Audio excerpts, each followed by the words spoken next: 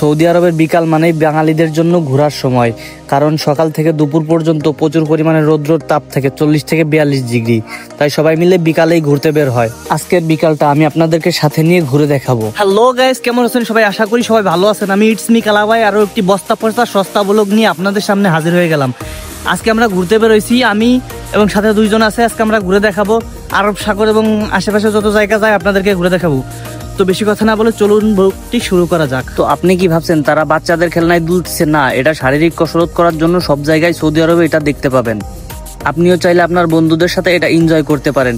নদীর কিনারে দেখতেছেন সবাই মিলে ভলিবল খেলতেছে। এখানে সব ধরনের সুযোগ সুবিধাই পেয়ে যাবেন। এটা হচ্ছে আরব সাগর।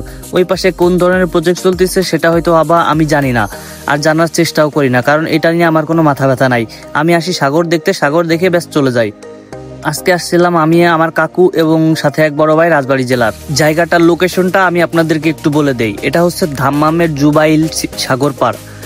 এখানে প্রকৃতপক্ষে বাঙালি এবং ইন্ডিয়ান পাকিস্তানি বেশি। আপনি এইখানে আসলে বুঝতে পারবেন যে এখানে কত লোক বাঙালি। আমার মনে হয় যে ঢাকার থেকে বেশি বাঙালি এইখানে আছে। যার সাথেই দেখা হবে কথা বলে দেখবেন সে কিন্তু বাঙালি।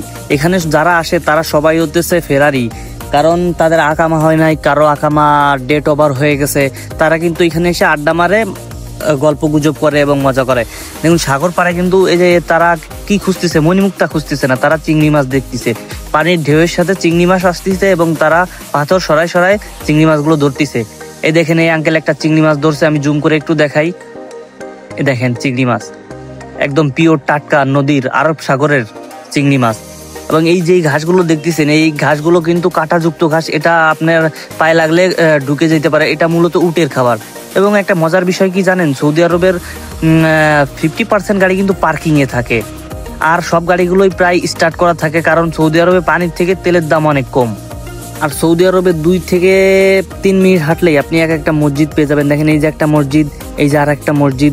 মনে করেন যে মসজিদের কোনো শেষ নাই। এটা আরব দেশ তো, এই জন্য মূলত চারিদিকেই মসজিদ আছে। এখানে রাস্তাঘাটগুলো কিন্তু বাংলাদেশের মতো না, অনেক পরিষ্কার পরিচ্ছন্ন। এবং এটা কিন্তু একটা পার্ক, যে পার্কে বাঙালি এবং ইন্ডিয়ান এবং পাকিস্তান সব দেশের লোকই আসে শুধুমাত্র আড্ডা মারতে, খেলাধুলা করতে। যেদিকে তাকাবেন সেদিকে কেউ না কেউ ফুটবল খেলতেছে, কেউ বসে আছে, কেউ ক্রিকেট খেলতেছে এবং কেউ ঘুরে বেড়াইতেছে। আবার কেউ কেউ কিন্তু গাছ থেকে খেজুর পেরে পেরে খাচ্ছে। কেউ কিছু বলবে না এখানে, কারণ সবাই সবার মত মতোই চলে। এখানে পুলিশেও ধরে না। এবং বাঙালি অনেক লোকজন দেখবেন যারা কিন্তু পার্কের ভিতরে সিগারেট এবং বিড়ি বিক্রি করে থাকে। এ দেখেন এক ভাই বলতে বলতে গাছে উঠে গেছে, খেজুর পাড়তেছে। এবং এই খেজুরটা একদম পিওর, বাংলাদেশের মতো কোনো ফরমালিন যুক্ত এবং প্রসেসিং এর মাধ্যমে যায় না। গাছ থেকে পারবেন এবং টপ করে খেয়ে ফেলবেন। তারা পারতেছিল, আমরা 2টা চাইছিলাম এবং আমাদেরকে দিয়েছিল। আমরা খাইতে খাইতে সামনের দিকে আগাইলাম। দেখেন পার্কের ভিউটা দেখেন, পুরাই অস্থির, দেখলেই ভালো লাগবে। এখানে এসে আপনি আপনার গুরুত্বপূর্ণ সময়টা পার করতে পারবেন। দেখুন এই দুইজন কিন্তু আমি বুঝতেই পারলাম না তারা যে কোন জাত। আমার কাছে মনে হয় যে গোপাল ভাড়ের জামাইয়ের মতো দেখা যায় তাদেরকে। এই যে এরা বল খেলতেছে, এই সাইডে একদল বল খেলতেছে এবং বাম পাশে একদল বল খেলতেছে। এখানে আমার আসার মূলত কারণ আমারও আকামা হয় নাই, যার জন্য একটু ঘুরে বেড়াইতেছি। তো আজকের ভ্লগটা এ পর্যন্তই ছিল। সবাই ভালো থাকবেন, সুস্থ থাকবেন। আল্লাহ হাফেজ।